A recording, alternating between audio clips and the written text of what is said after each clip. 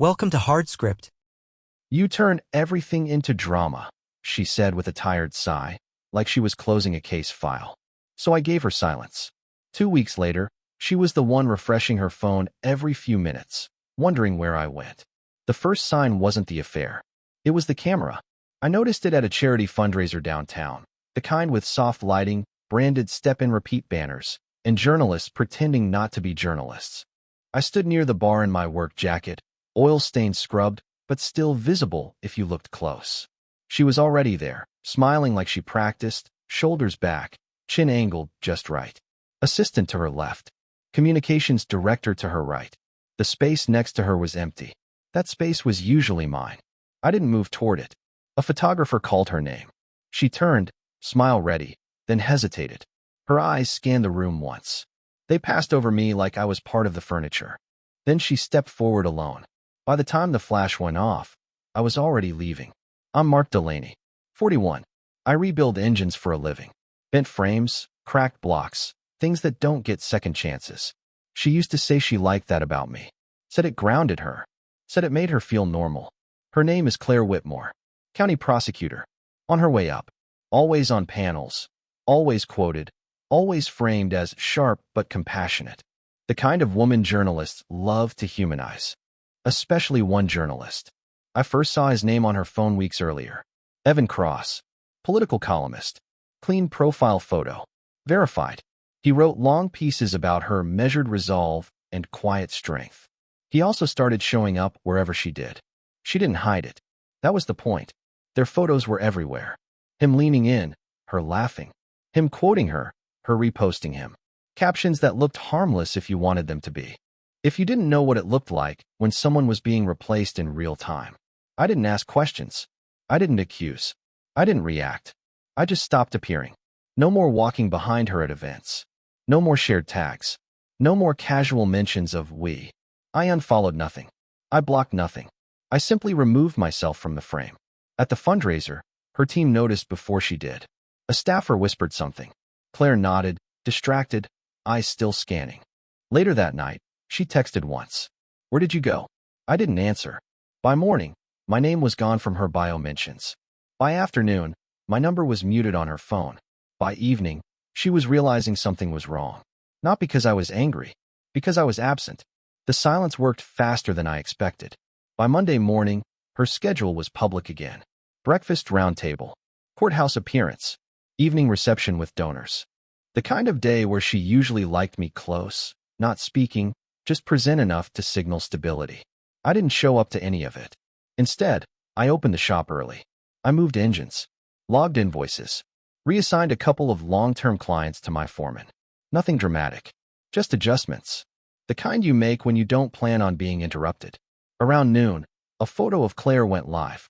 Solo shot, tight frame. No partner cropped out because there was no one to crop.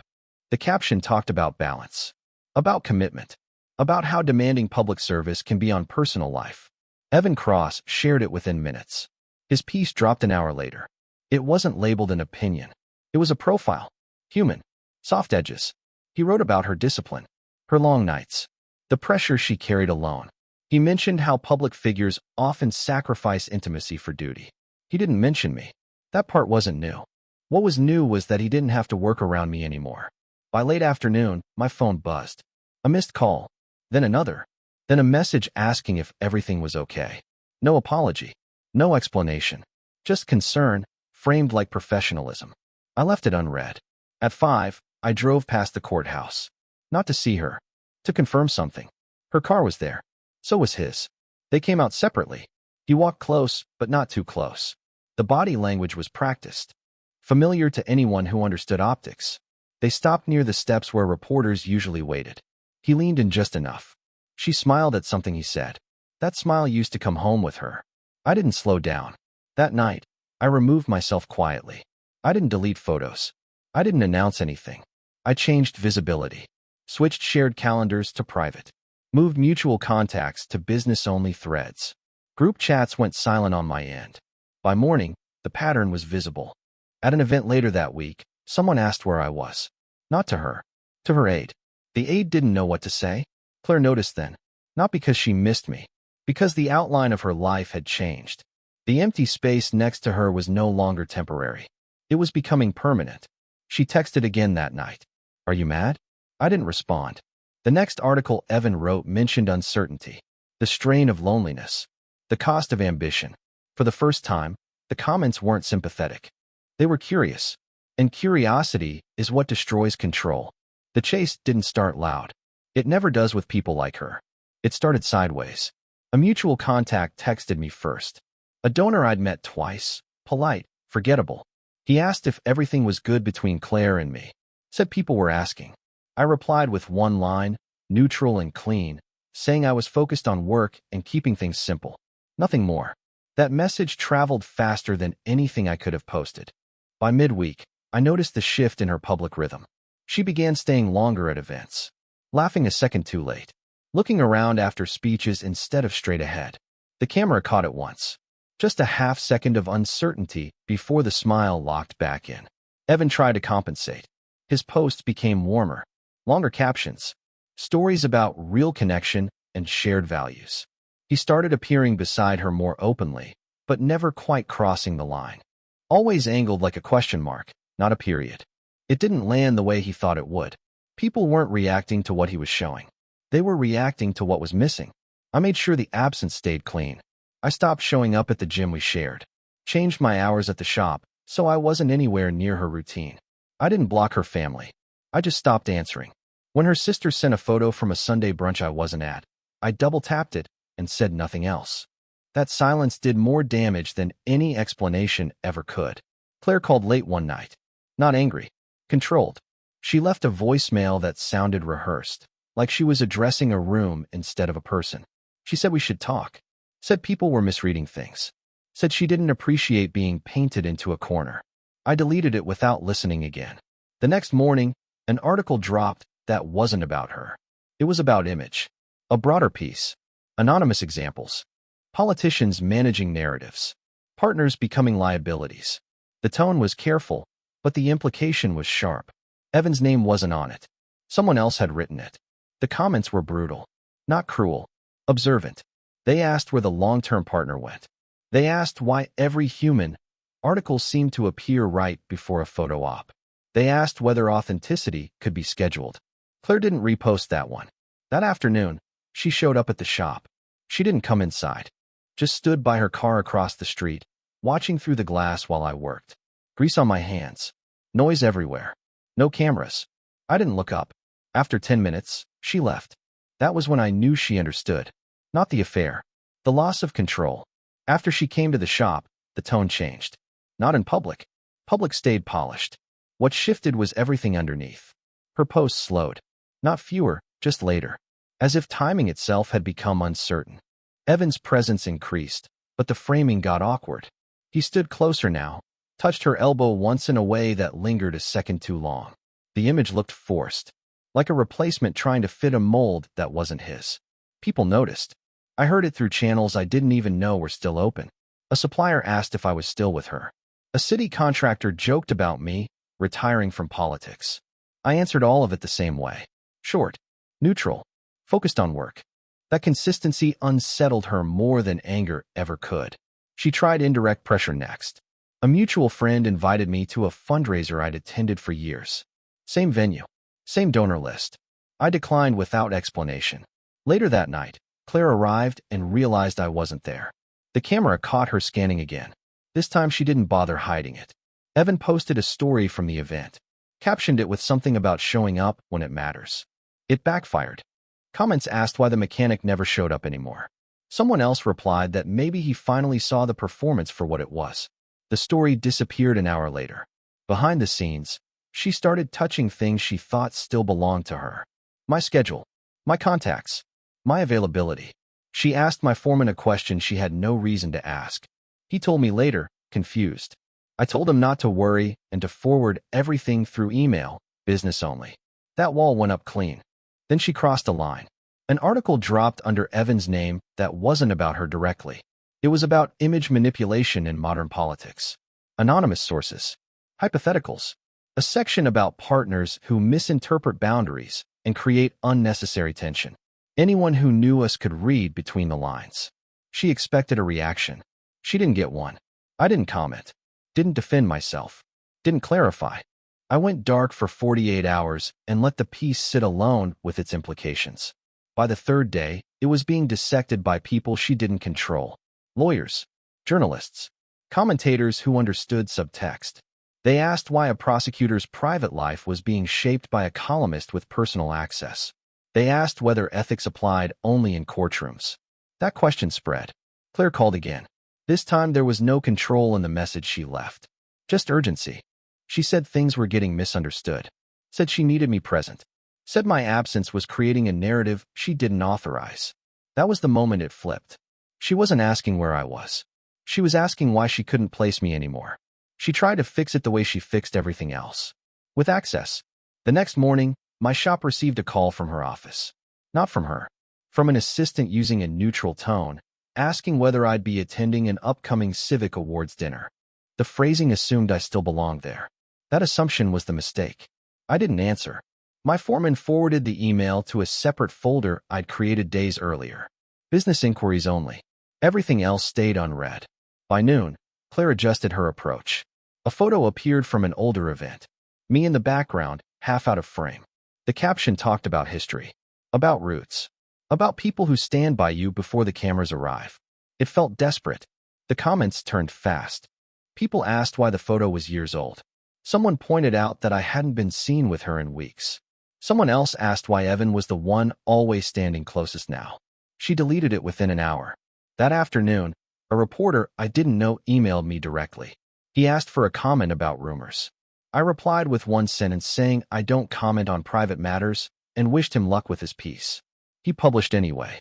But the headline wasn't what Claire expected. It wasn't about a breakup. It was about disappearance. About a public figure losing control of her narrative when a long-term partner quietly exits without explanation. That word stuck. Quietly. Evan tried to counter it with volume. A long-form essay about public pressure. About unfair scrutiny. He framed himself as an observer, not a participant. It didn't work. People started mapping timelines. His articles. Her appearances. My absence. Patterns don't need accusations to become obvious. That evening, she showed up again. Not at the shop. At my apartment. She didn't knock. She stood in the hallway, waiting for me to open the door like this was still a shared space. I watched her through the peephole for a full minute before she left. She texted immediately after. She said this was getting out of hand. Said silence was immature. Said real adults talk things through. I didn't respond. I changed one more thing that night. I removed her from every professional contact list I had. Donors. Vendors. City connections I'd introduced her to years earlier. No announcements. No explanations. Just a clean sever. By morning, people noticed. Invitations stopped, including her +1 assumption. Emails stopped looping her in by default. For the first time, she wasn't just missing me. She was losing reach. And she couldn't call it drama without admitting she'd been using me as leverage all along. That was when she broke pattern. She stopped managing the narrative and tried to enter my life directly. Not with messages. With presence. I noticed her car outside the shop one morning before opening. Parked across the street, engine off, windows tinted. She didn't get out. Just sat there while I rolled up the door and went inside. I didn't acknowledge it. By the time the first customer arrived, she was gone. An hour later, Evan published something reckless. It wasn't subtle. It wasn't framed as analysis. It was personal, disguised as cultural commentary. A piece about working-class masculinity and insecurity around powerful women. About how some men retreat when they can't handle visibility. People recognized it immediately. The backlash was instant. Not outrage. Disbelief. Screenshots circulated. Old quotes. Photos of me standing quietly beside her at events years earlier.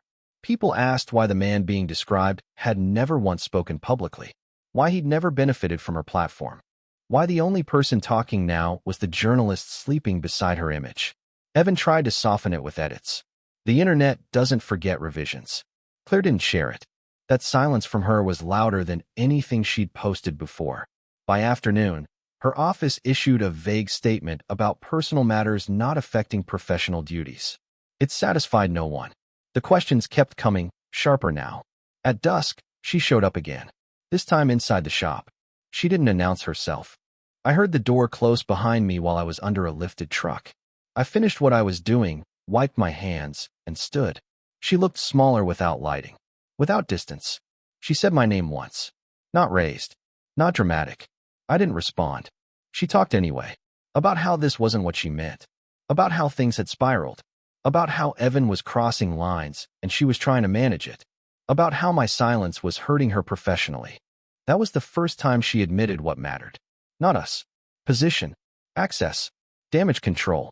I listened until she stopped. Then I walked past her and into the office. Closed the door. Locked it. Let her stand there with the echo of her own words and the smell of oil and metal she'd never liked. She left a few minutes later. That night, Evan deleted his article completely. No explanation. No correction. Just gone. By morning, someone else had picked it up. Archived versions. Commentary. Context added by people far more patient than he was. Claire didn't call that day. For the first time since this started, she had nothing left to say that would help her. And everyone could see it. The collapse didn't announce itself. It leaked. A local outlet ran a short piece about blurred boundaries between political figures and media allies. No names in the headline. No accusations. Just a timeline. Dates. Cross-references. Public posts stacked beside private access. Claire's name appeared once. Carefully. Neutrally. Evan's appeared 3 times. By noon, he was trending in the wrong circles. Journalists don't like when one of their own forgets the line, especially when it looks like he crossed it for proximity, not principle. He tried to get ahead of it with a thread about transparency. He framed himself as misunderstood, as ethical, as unfairly targeted. People responded with receipts, screenshots of deleted articles, cached versions of edits. A slow, methodical teardown that didn't insult him, just exposed the pattern. Claire stayed silent. That silence cost her more than speaking ever would have. Invitations shifted. Panels quietly replaced her with someone safer. A radio appearance was postponed, then rescheduled without her. Her office blamed logistics. No one believed it. She reached out to me again that night. Not through messages, through someone else. A city liaison I respected called to ask if I'd be willing to attend a small dinner. Off the record. No press. Just to stabilize perception. I declined without explanation. The next morning, Claire's communications director resigned. No announcement. Just gone. By afternoon, Evan's paper published an editor's note distancing themselves from recent work. His byline disappeared from the homepage. Not removed. Buried. That's how institutions cut loose weight. Quietly. Without apology. I kept doing what I'd been doing all along. Work.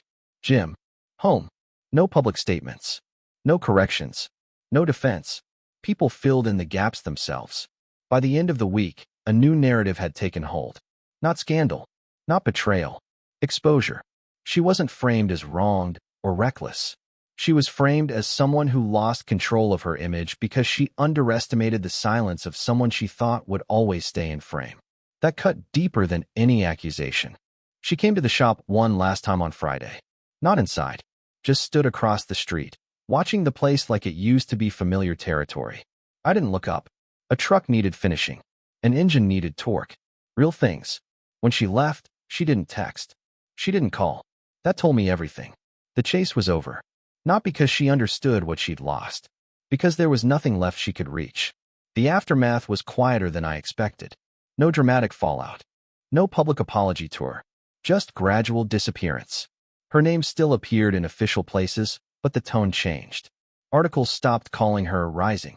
Headlines stopped framing her as inevitable. She became procedural, functional, replaceable. Evan vanished faster. His social feeds went dormant. His profile picture stayed, but nothing new came after it. Someone mentioned he'd taken time away. Another said his editors were reassessing trust. The industry didn't need statements. Silence was enough. I never checked on either of them directly. What I did notice was how quickly my own world stabilized once I was no longer orbiting hers. People stopped asking questions. Not because they got answers, but because the story lost fuel. Without my presence to speculate about, there was nothing left to pull on. One night, a local paper ran a feature on small businesses anchoring neighborhoods. The photographer caught me outside the shop, sleeves rolled, hands dirty. No mention of her. No reference. Just my name, my work, my place. Claire didn't share it. I heard later that she'd asked if I'd approved it. The editor said it hadn't occurred to them to ask. That's when it finally landed for her. She didn't control access anymore. Not to me. Not to the version of herself that had relied on me as contrast. Not to the silence she'd once dismissed as immaturity. A week later, she sent one last message. It wasn't accusatory. It wasn't emotional. It was careful. She said she hoped I was well. Said she never meant for things to become public. Said she wished I'd talked instead of disappearing. I read it once. Then I archived it. I didn't block her. Blocking leaves fingerprints. I just let her message sit where it couldn't do any harm. That night, I changed apartments. Same neighborhood. Different street. No shared memories attached to the walls. At the shop, business picked up. Word spreads when drama clears. People trust places that don't talk. Sometimes, late in the evening, I'd see a familiar car slow near the corner. Not stopping. Just checking. It never turned down my street. That told me she still wanted answers. But answers require access. And access was the one thing she'd lost for good. The rumor that finally stuck wasn't about the affair. It was about isolation. A policy blog ran a quiet analysis on political momentum and support systems. No names in the headline. Inside, it referenced several unnamed officials whose inner circles had thinned at critical moments. It talked about how visibility without grounding leads to missteps.